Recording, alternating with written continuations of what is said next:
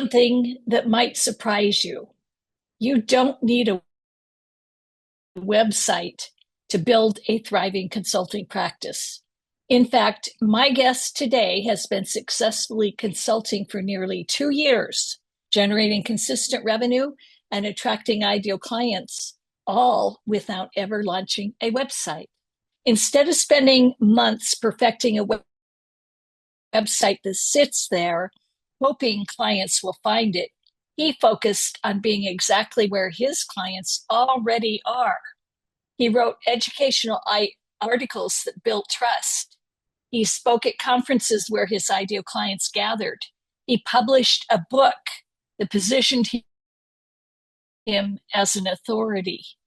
And through it all, he followed a powerful principle: action creates clarity. If you've been stuck in perfectionist mode, waiting to have everything just right before you start marketing your consulting practice, this conversation will give you permission to start now, imperfectly, strategically, and effectively. My name is AJ Riedel, and this is Thriving Through, the podcast where each week I have real conversations with successful, seasoned, self-employed consultants about what it really takes to build a profitable and fulfilling consulting practice. Today's guest is David Hermann, CEO of Herman Group and M&A advisor at Sunbelt Business Brokers of Colorado. After spending years at a large corporate consultancy, David went out on his own in early 2024. He candidly shares the self-doubt and uncertainty he faced, the strategic decisions that created traction, and his proven framework for business development that doesn't require aggressive selling or a fancy website. You'll discover the 3 pillars of consulting development: why educational content generates more revenue than sales pitches, how to identify and pivot towards your ideal clients, and why being where your clients are matters infinitely more than having a perfect online presence. If you're struggling with an empty pipeline, inconsistent income, or uncertainty about how to establish credibility without a big firm name behind you, this episode gives practical, implementable strategies you can start using today. Let's dive in. Welcome to today's episode of the Thriving Through podcast. Today, my guest is David Hermann. David, welcome to the podcast. Thank you much, AJ. I'm very excited. So the name of this podcast is called Thriving Through. Do you feel like you're thriving in your consulting business? I feel I am, and I've actually begun to feel the traction from a number of strategic decisions I took last year at about this time, actually a little bit end of 24. And I'm now beginning to feel all the benefit of all of that. Great. Did you feel through the year as you started these strategic initiatives, was there any point during the year when you started to maybe despair a little bit that you were ever going to get that momentum going? You know, it's funny you should ask that. The answer is yes. And as you mentioned in the introduction, I've been a consultant for a long time with a large consulting firm that was very corporate. And at the beginning of 24, I decided to go off on my own. And while I knew how to build consulting practices, when I knew how to sell consulting, I knew how to deliver on that successfully.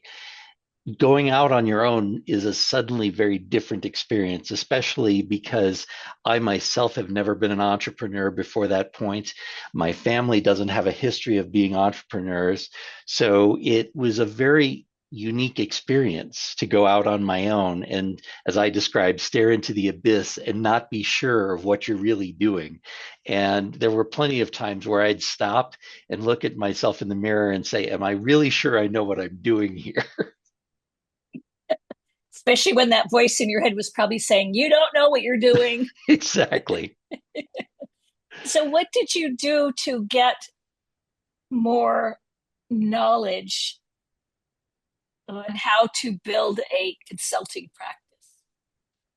In general, I actually did work in a very large consultancy. It's the fourth largest in healthcare. And as a result of that, I learned how to build practices that way.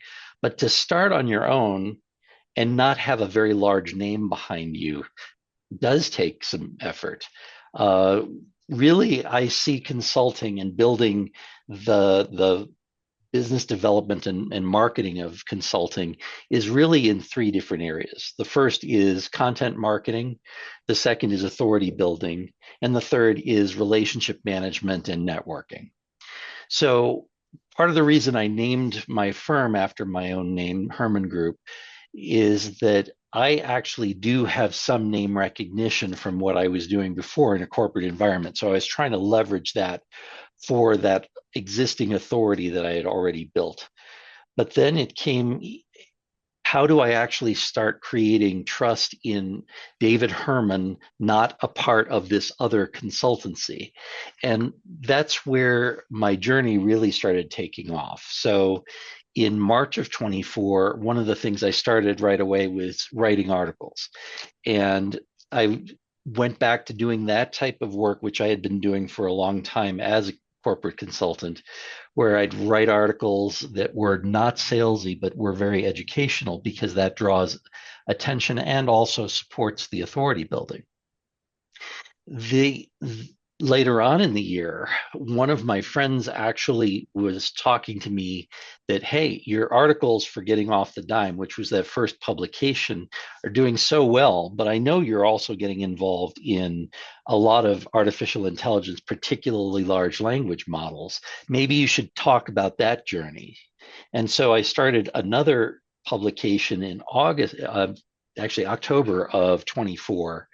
And at the same time, I actually reformed all of this under a second business called Herman Digital Media, which is a subsidiary of the Herman Group. And from there, I've started expanding into more and more of the AI topics as well in future present. And one of the things I realized when I moved from my prior corporate role to starting my own firm, I was largely in healthcare, working with large hospital systems nationwide. And I decided, because I was bootstrapping my firm, that I did not want to start with hospitals because they have very high cost of sales and very long sales cycles. And so I opened what I did to any company in any vertical. And this is where part of that pivot took place in the end of 24.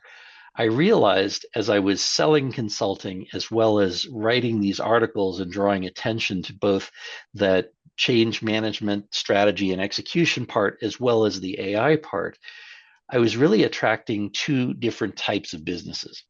One was founder-led organizations, and the second was organizations that were being led by the first CEO in the chair after the founder cashed out.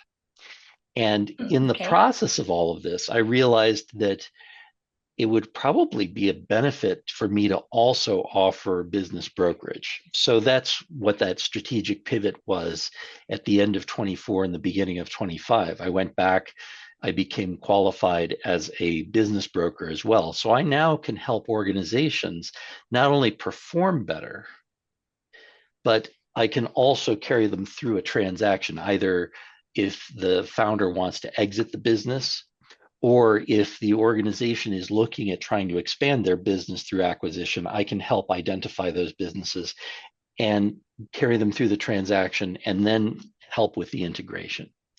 So that's kind of a long part of the arc. And, since then, I've actually also started a third publication called Exit and Acquire, which is focused on that business brokerage space, as well as the preparation for exiting, as well as what to do with the business in terms of integrating it once you acquire it.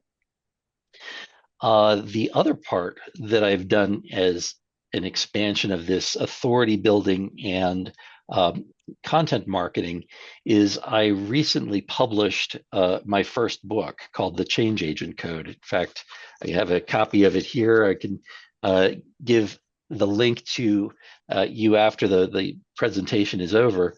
But what this now does is it allows me to hand this book to potential clients, and it further reinforces, hey, this guy knows what he's doing. He actually has written a book on this topic, and in fact the book is published under the Herman Digital Media imprint. So I'm further creating that reinforcement of authority and legitimacy between my own consulting firm as well as the publishing company that I started.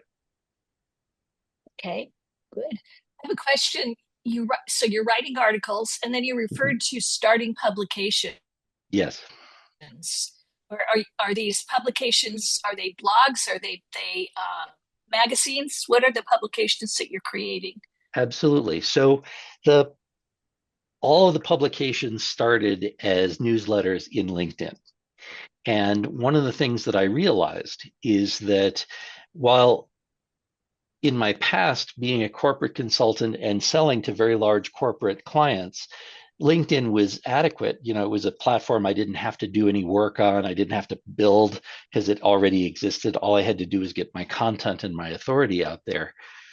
As I performed this pivot into smaller businesses as well as brokerage, I realized very quickly that a lot of founders, if they didn't have a corporate life before, probably didn't have a LinkedIn profile, and thus were kind of blocked from Mm, being able to see my content. As you know, LinkedIn is a walled garden. So I decided in 25 to make a strategic move. I I was investigating different platforms and whether or not I wanted to create my own website to host the articles. And I settled on the idea of using Substack. So, one of the first things that happened in 26 is that the publication Exit and Acquire is now migrated over to Substack. I will continue to post some material on LinkedIn, but a majority of those that thought leadership is going to be visible to people outside of LinkedIn, which was a primary driver. okay. So tell me a little bit more why you decided on Substack. That was actually the result of conversations I was having with my co-author for the Change Agent Code. He's a ghostwriter by background. He actually has a lot of history and expertise in journalism. And he himself did the research to look at what Substack's capabilities were. And it provided the best of all possible worlds. I did not have to create a platform from scratch, like creating a website for myself. I did not have to do much to create the capability of attracting subscribers because Substack is doing that as part of their functionality. And it will produce all kinds of shareable assets and can publish information out to other social media channels. So I don't have to do as much manual work transcribing things or marketing these articles outside of the platform like I would if I was just building it in WordPress or Wix or something. Okay. When we talked earlier, you were talking about getting your business brokerage credentials. You deliberately paused your sales and marketing to Yes. obtain your business brokerage credentials while delivering on existing client work. Yes. And you said that your client work came to an end, and Mm-hmm. so you needed to rebuild your pipeline from scratch. Yes. How did the revenue uncertainty during this transition affect your ability to make strategic decisions? Well, that's a very good question. It obviously created the need to be very judicious in how I was placing bets. And that's where I was, the book was one of those bets that I had actually invested in. A lot of the work that I was doing to get videotape during presentations so that I have sizzle reel assets and video shorts was another important investment. But over the summer, quite candidly, I needed to tighten the belt of the business and make sure that I was being very cautious about what I was investing in and that it had to produce a return. And you probably have experienced this. I know many other consultants experience it. If you stop performing biz dev, you know you're going to have a revenue hole 6 to 8 months later. And that occurred almost on schedule. And the good thing is, I'm now in a place where I'm beginning to see that ramp up. My funnel is actually healthy. And it's just a question of making sure I can manage the cash flows until I have a steady stream of cash flows from all of the new business that I'm generating. So you're getting a revenue stream. Are you where you need to be on your revenue No, stream? no, but I am actually in a place where I'll probably be where I need to be in the next 2 months. So you talked about what I would call the three-legged stool Hmm. methodology: content marketing, authority building, and networking and relationship building. Yes. I'm curious about the messy middle. Like those sound like really good pillars, Hmm. or but probably one of those legs of the stool was shorter or broke.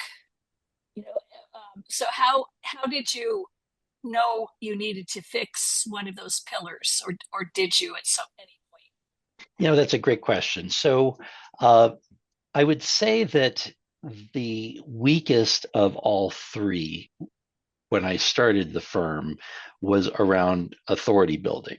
And the reason for that is not because I wasn't already established in an industry, but moving from a very large corporate consultancy to being on your own, the question wasn't, you know, is David still the same person? Because obviously I am.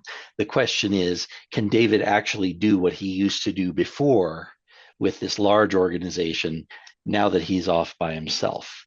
And one of the things that I alluded to earlier in our discussion, but I'll say explicitly, a big reason why I got focused on Gen AI was the need to replace the 70 to 80 people that either directly or indirectly reported to me in this consultancy to generate research, analysis, crunch through all kinds of very large data sets in order to find opportunities or to find insights. And all of that support, I decided early on in my firm to try to use some way to leverage what I already am capable of doing on my own without having to do a lot of hiring. And some of that came from the fact that when I first started my consulting journey over 20 years ago, the firm I first joined was a small boutique, and they eventually got acquired and acquired and acquired to become this much larger organization.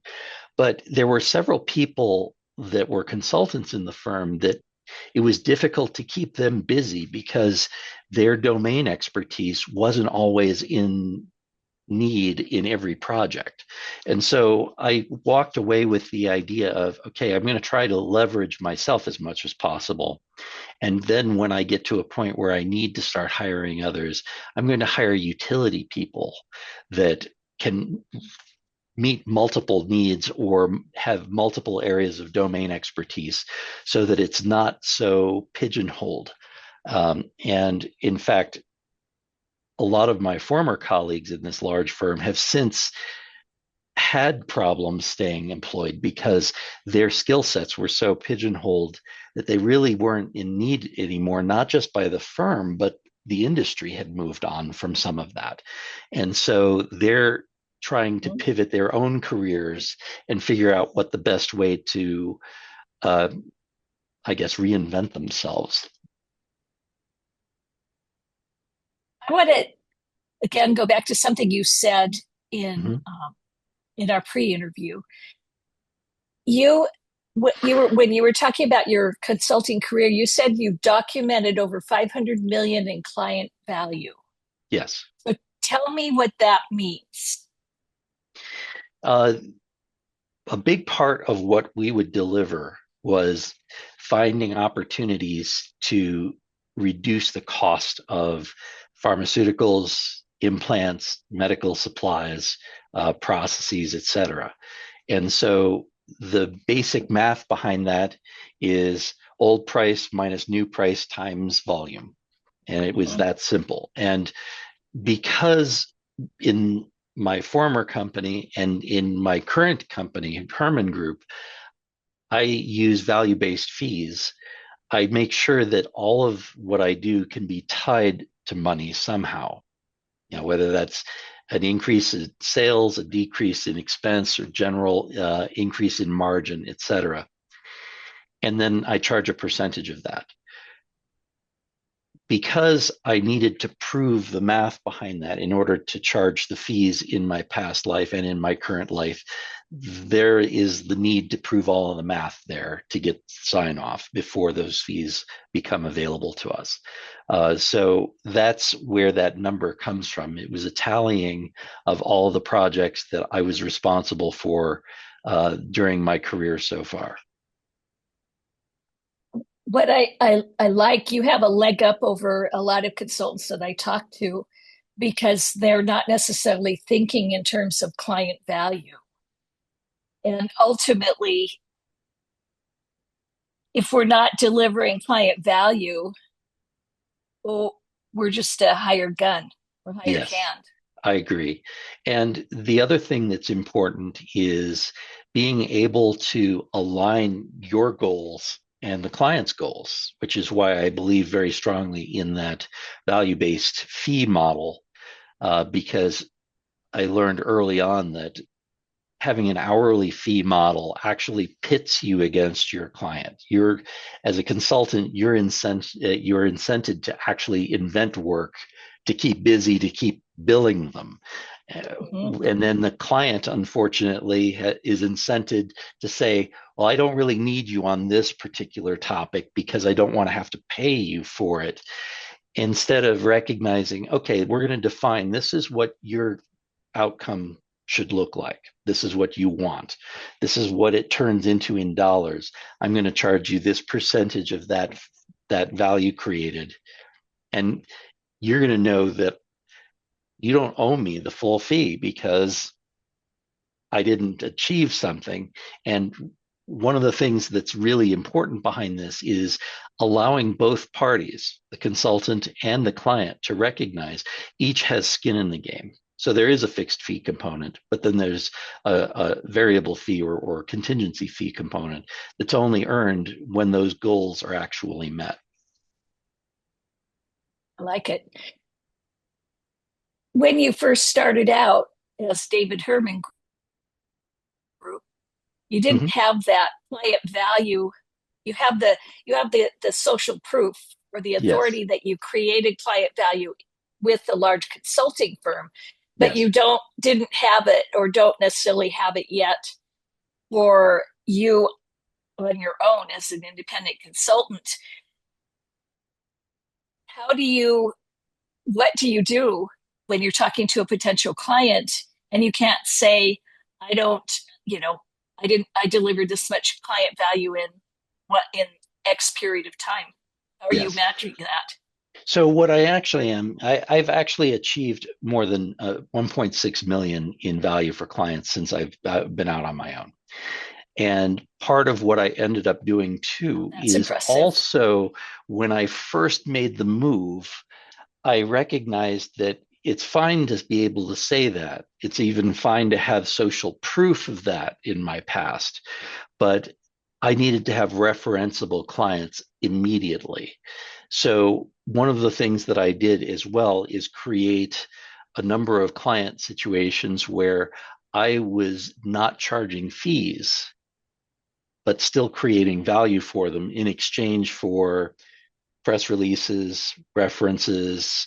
Uh, Eventually, as I'm building out all of these, because some of them are still in process, I will have case studies. So I'll have all of those necessary assets to demonstrate not only was David able to do this with this larger firm, but David has been consistently able to do this under his own firm. Okay, I like it. So that's something you must have had a little bit of um, financial security because when I talk to a lot of self-employed consultants, and it's like, well, you could do what you're doing, build that social proof, that credibility, that by taking projects at a reduced rate or doing them for free. And most consultants go, oh, I need the money now. So that was a hard decision to make. It is a hard To decision to make, but it's an investment in your own future. Yes, yeah. And it was a So technique I learned working for a large firm, because anytime we would expand into new territory in terms mhm, of new problem domains or new services, we would look to find an organization that was willing for us to do it at reduced or no fee in exchange for the publicity and the reference that, yes, they can actually do this. that is a great strategy. I want to switch gears and talk about lead quality. Sure. You mentioned Colorado Startup Week and that it generated multiple leads, some Mm-hmm. converting, others still in the funnel. Yes. So, first, what does converting mean? Does that mean they converted into clients? Yes. For me, that's clients. Okay. Yeah, something like that. It typically there are a lot of people you may come away with a lot of leads. So what's your process for figuring out who's a real buyer versus someone who's just exploring? Yeah, that's a great question. So for me, I actually learned to qualify leads using three questions. Number one, Okay. does the potential client know they have a problem? Number two, do they have the resources and the decision-making authority to solve that problem? And by resources, obviously money is a part of that, but it could also mean the staff necessary, the runway, because they may not have time to actually solve the problem. So that's step number two. And the third is, do they want to find out how I can help them solve that problem? And so if the answer to all three of those questions is yes, then I consider them a qualified lead. Then, there's actually a process which could take a while to describe all of it, but it really breaks down into five key areas. So the first is qualification. Then the second is sponsorship commitment. Do you have an executive sponsor that's able to commit resources and have decision-making authority to solve this problem? Are they on board with saying, I really want David? Then the third one is scope, deciding, okay, what's really in scope versus what's out of scope. And then from the fourth one is we actually send you the contract, and then we go through a redlining process. And my technique for redlining, I will let clients redline once, and then I want to be on the phone with them and their legal counsel if necessary, because I really want to achieve what in legal circles is referred to as a meeting of the minds. I want to make sure I understand why you redlined what you did. I want you to understand why I put that in the contract the way I did. And then we talk through that so that we understand each other first. And then once that understanding takes place, then we paper it. How long is that process? So once you have qualified them, and before I go on with that question, say the three questions again that help you to Sure, qualify. absolutely. Those are so good. So the first question is, does the person you're speaking to, the potential client, know they have a problem? The second one is, do they have the resources and the decision-making authority to solve that problem? And the third is, do they want to learn more about how you can solve that problem with them? So once you've asked those three questions or had a discussion or several discussions to get at that. Yes. How many conversations is it until you're in that final conversation where you're going over the red lines contract? It depends entirely upon the client. And sometimes the best clients have some of the longest sales cycles. And the reason for that is they're already up to their eyeballs and alligators. They're actually struggling with whatever problem that they're facing, and they want to find a way out. So sometimes it can be challenging to get enough discovery fast enough to understand, to be able to then scope it effectively and get their buy-in for the project. Uh, some of the shorter ones I actually have discovered were some of the most challenging to deliver because the client didn't even fully comprehend what problem they were trying to solve. They thought it was one thing and it turned into something else. So we would get through the sales cycle pretty fast, but then in delivery, we'd actually slow down and realize, okay, well, we really have to redefine what we're working on together, because that was what we thought this was, but it turns out that it's really this. And fortunately, in most cases, either before or after I started my own firm, I actually develop enough of a rapport with the executive sponsor that I can candidly have this conversation and say, well, maybe we should really reconsider how we're defining this and redefine it and work on what's going to be more valuable to you in the long run. So in that case, do you go back and redo the contract Yes. or the Yeah. agreement? We'll Okay. amend the agreement because I want to make sure that both parties have clear understanding of what it is we're agreeing to. And the second is because everything does tie back to money because of that value-based fee model that I use. So if we were going to measure success over here, but we're really deciding this is what needs to be worked on, this no longer is relevant, and we have to decide to rewrite the contract accordingly. Okay. Makes sense. One of the things that you have gives you a leg up. Something I see with a lot of consultants who've had corporate success is that they struggle with pricing confidence on their own. And a lot of them do what you talked about that you don't do, which is charge by the hour. Right. You're used to delivering massive value, and you are positioning as being able to deliver price massive value in your projects as an independent. How do you handle the conversation when a founder pushes back on your fees? That's a Or very do good you get question. any of that? I do get pushback occasionally. And the biggest area that I point out is, to begin with, you're not going to get the same kind of value from someone that's charging hourly. And I described the whole misalignment that we discussed around hourly fees. Then the second is, we already know that this is going to be the outcome. We're going to both steer towards this. The fees are designed so that both the client and I have skin in the game to accomplish that. But I also am saying I'm confident enough that I'm not going to collect the contingency fee at all if we don't achieve the contractually defined goal. And it's, the math is actually described in the scope of work, the actual areas that we're going to measure. So it really is not a question at the end of the project.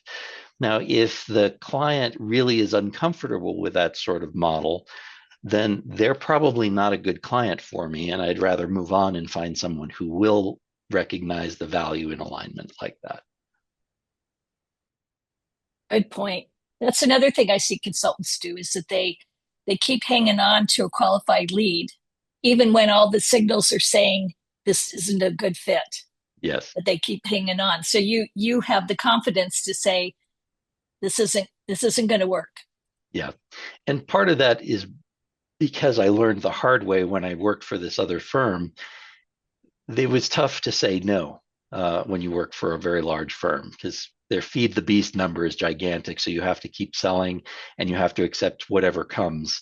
And even when you find that you've unfortunately sold bad business, you kind of have to hang on to it and figure out how to make it good. One of the things that I specialized there is that I would be the person that would volunteer for the dumpster fires and fix those. And in the process, I not only learned how to do it, but I also developed a healthy appreciation for being able to say, I don't want to sign up for that. taking too much resources and too much time when this client over here I can do great work with. They're not going to fight the work, and we can go on and have a longer term relationship, because in most cases the clients that I was successful at, I was also successful at getting additional scopes of work afterwards. So um, we haven't discussed it yet, but one of the other things that I believe is that if I did not achieve the goal that you paid me for the first time, I didn't earn my money. So I don't feel it is appropriate for me to sell you another scope of work with additional fees to accomplish the same goal. I tell clients, I Well, want to, I'm sorry. go ahead. I didn't mean to Uh, interrupt. I tell clients all the time, hey, I want to have a long-term relationship. And before I walked away from my corporate role, I had clients that were with me for 15 years, one scope after another. Uh, I am happy to continue to work with people, but what I want to do is sell them new work each time. And if it's the same sort of job, it's got to be for a new acquisition or a new expansion or something. Because if it's for the original core scope, then I didn't earn my money the first time. That, the trust clients have in you when you have that kind of discussion with them is unbelievably high, I would imagine. Yes. Now I want to talk about something that's near and dear to your heart. Okay. Your book, Yes. The Change Agent Code, came out in Yes. December. Yes. It actually got submitted to Amazon at the end of December, and it became available, I think it was January 4th. But yes, it's a very exciting opportunity for me. We've discussed in today that I've spent a lot of time with change management and figuring out how to get people through transformations effectively. And so I had been writing about that for a while under getting off the dime. And I felt like that was probably the first story I needed to tell, is how to really approach these types of situations and the types of tools you really need. And one of the things that I realized, if you've been involved in change management, you know that resistance is one of the biggest challenges. And something that I learned in my own career, and it's kind of surprising and a little bit uncomfortable, is that we really misunderstand what resistance is all about. So when you encounter resistance, really what you're encountering is people's fear of loss. They're afraid of losing their identity. They're afraid of losing their competence. They're afraid of really losing their sense of meaning in their job. And so one of the best models that I had applied and continue to apply is Elizabeth Kubler-Ross's 5 stages of grief around death. Quite honestly, it was originally outlined in On Death and Dying. But for those not familiar, the 5 stages are denial, anger, bargaining, depression, and acceptance. And we all go through those stages, and sometimes we backslide.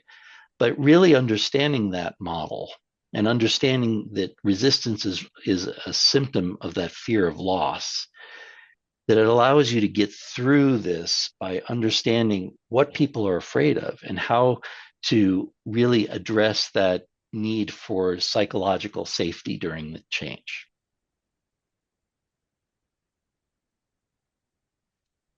I look forward to reading the book. Thank So you. I want to turn to the future. Yes. Where do you see your business in 3 to 5 years? That's a great question. So I actually see myself continuing to grow both the consulting and the brokerage. And I mentioned that the fact that I've got both of these is a differentiated skill set. There aren't that many people that do true consulting and help with the transaction as well. So I'm really focusing on how I can help, especially founder-led organizations, prepare for their exit, not just to maximize their exit and the opportunity and the legacy for them, but also guide them through to what they do on day one after the sale. Because that's one of the things that I've learned is really a challenge for a lot of founders. They have a vague idea of what they want to do. They want to retire or they want to go play golf or something like that, but they don't really understand what they're going to do with their time. And after the first 2 or 3 weeks, once they've had a chance to just decompress, all the rest of that kicks in. And then they ask themselves, what am I going to do for the rest of my life? And I've heard as I was training to become a business broker that it is very common for founders or the founder's family to call a couple of days later and say, oh my God, this was a mistake. Can you reverse this? Because their identity and really what they did every day was so tied to it. So to finish answering your question, what else the future brings is I'm looking at figuring out how to take all of this and continue to build my ecosystem. So we talked a little bit about Herman Digital Media and the publications and what I'm growing in that. We didn't talk as directly about the fact that I started another business, David Hermann Speaks, so that I am able to market myself as a speaker more, which again plays right into the content marketing and the authority building. But taking all of those things and further expanding it into an ecosystem that I can build opportunities, not just for myself, but other people, because I do see that people have a need for meaningful work. And I'm very fortunate to have surrounded myself with a number of people that are part of my current ecosystem that are really wonderful to work with. They're very passionate in what they do. And we've all figured out how to take our complementary skills and help each other grow with those.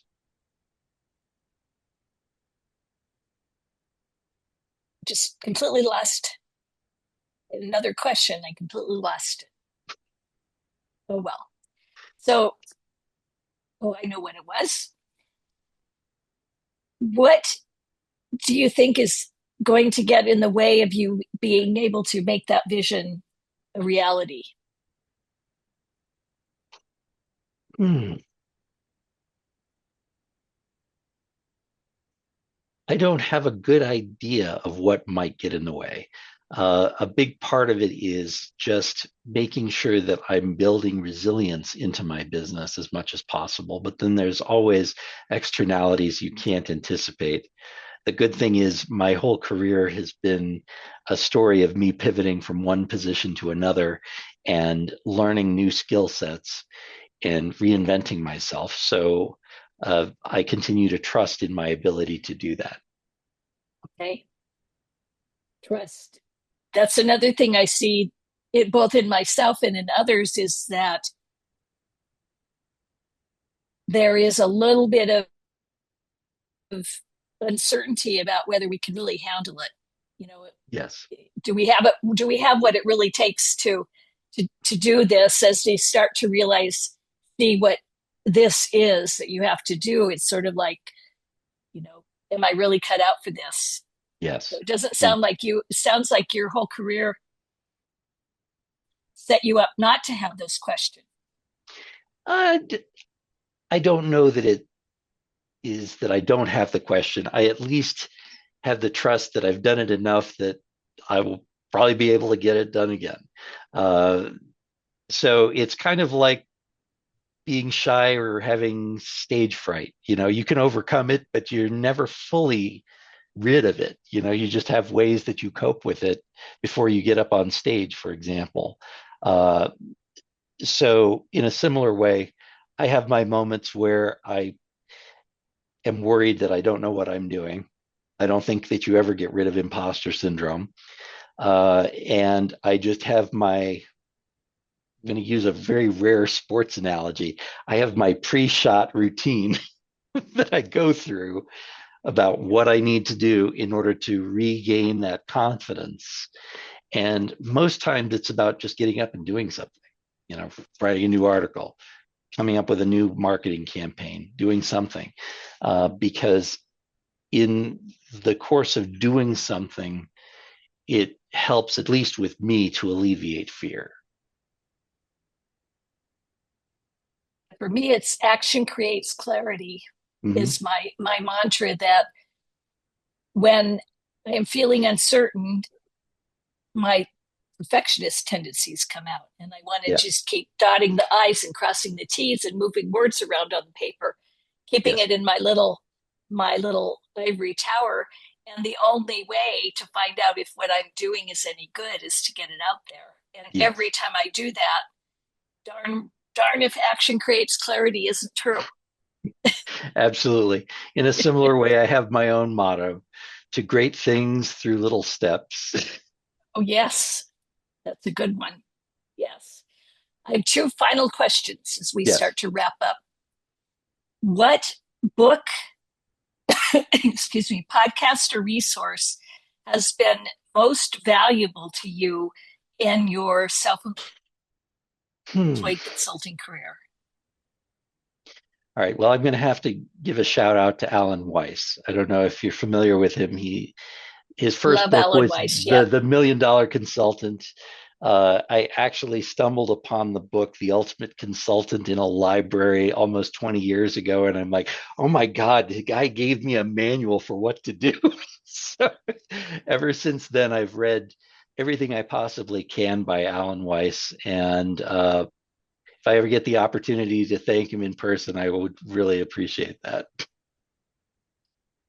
I remember early on when I started consulting, and I didn't come from a consulting company. I just started on my own. And I remember that was a long time ago, and he was still pretty early in his authorship. And I can't remember exactly what he said, but he basically said, get a little more experience and then come back. He kind of shot me down a little bit on whatever I was asking him for, Hmm. but now I look back, he's authored something like 30 books. He's Yeah, rather impressive. yeah, And the absolutely. final question, and single most important question: if people want to find out more about you and what you do, where do they find you? Where do they go to look? Absolutely. So please come find me either at Herman Group, Hermann group.biz, or David Herman, Hermann.biz. And you'll be directed right now to my LinkedIn profiles, but very soon I'm going to have websites because of the discussion we had earlier that many people that are now my clients or my target audience are outside of LinkedIn. And and on LinkedIn, it's David.Herman, right? Actually, that's a good question. So I am the only David Herman that has a period after David. And the story behind that is there is a great LinkedIn consultant by the name of Candice Edelin, part of Propel Growth, that she recommends putting a period behind your first name in LinkedIn because when you get direct messages, you know whether or not they used a bot to scrape your name. If it was a human, they're likely not to include the period. If it was a bot, the period will be there. So ever since that idea, I I like it. love that. So I just have kept with that all this time. I want to point out something else that you did that is something. Again, there's so many things that you've done right in this short period of time. You haven't developed your website yet. So many consultants that I see when they start out, they think they have to have the perfect website immediately, and that when they get the perfect website, when they build it, they will come and they'll start to Mhm. generate leads. You didn't do that. That is You correct. I'm almost 2 years in built without a out your website. LinkedIn. Yeah, so I am almost 2 years in without a website. And it's only now that I realize that part of my ICP is outside of LinkedIn that I am exploring that. And you're right. There is this thought that a website will attract clients. As a consultant, that's not the case. All the website does is further confer authority. and legitimacy to your business. You actually have to go find people where they're at. And that's why the writing, the speaking, all of that, be where your client is at. And you may not have the same client base that I have, but wherever they are, go to them. Be in the article or the publications that they're reading, be at the conferences that they're attending, be the speaker, because I can't tell you how many times I've had people come up to me after speaking engagements and said, that was actually very valuable. I'd like to talk to you more about it. Without a website. All without a Well, website. David, thank you so much. It has been a really informative and insightful interview today. Thank you for coming on the Thriving Through podcast. And for all of you listening and watching out there, keep thriving through. Thank you much, AJ. It was my pleasure. What a conversation. If you're taking notes, here are some big ideas to remember.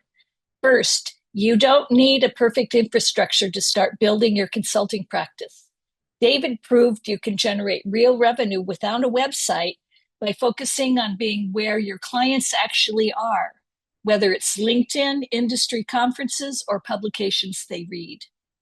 Second, content marketing works, but only if you focus on educating rather than selling.